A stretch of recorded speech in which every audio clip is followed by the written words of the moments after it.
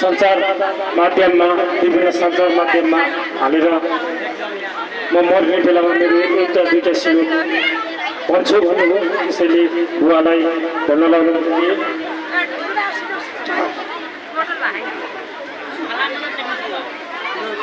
पहिले जन्ममा नहुना ठुलो तपस्या गरी सम्भोलाई रिजाइदिन खुसी भई आफै अगाडि सरी पाहुनाथ पति पति पति पति पति नै भनी अमाई धन वरदान हति बर गरी द्रौपदीले हरि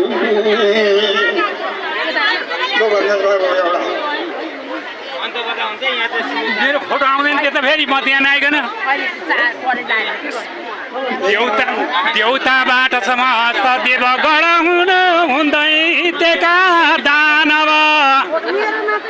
जन्मे कृष्ण जहाँ म त्यो सब कथा विस्तार गरेछु। अब पहिले जो मधु दैत्यको लवण छोरो भएको थियो गाई ब्राह्मणलाई कष्ट दिन प्रख्यात धेरै भयो।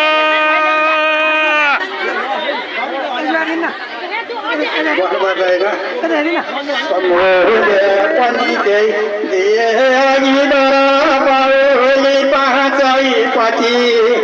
त्यसै कारण पाँच पाण्डव महासजा भयो द्रौपदी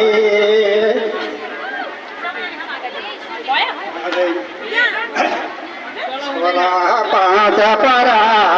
कमी हुन गएकी द्रौपदीका पछि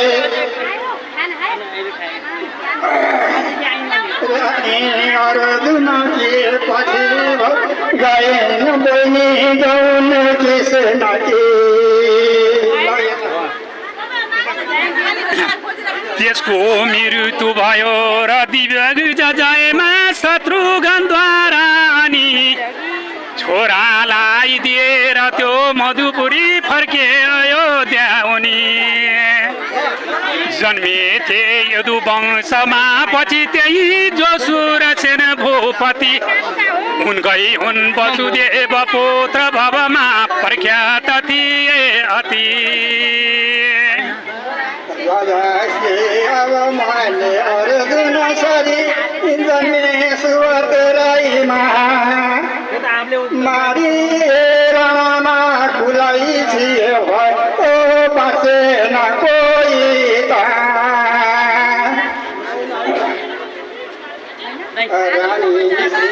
अब मानेको पनि थिएन शिव तर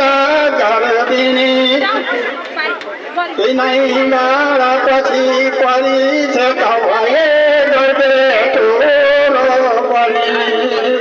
पर्दामा अघि दैत्य वीर छलले रानी भइन गरे बिणी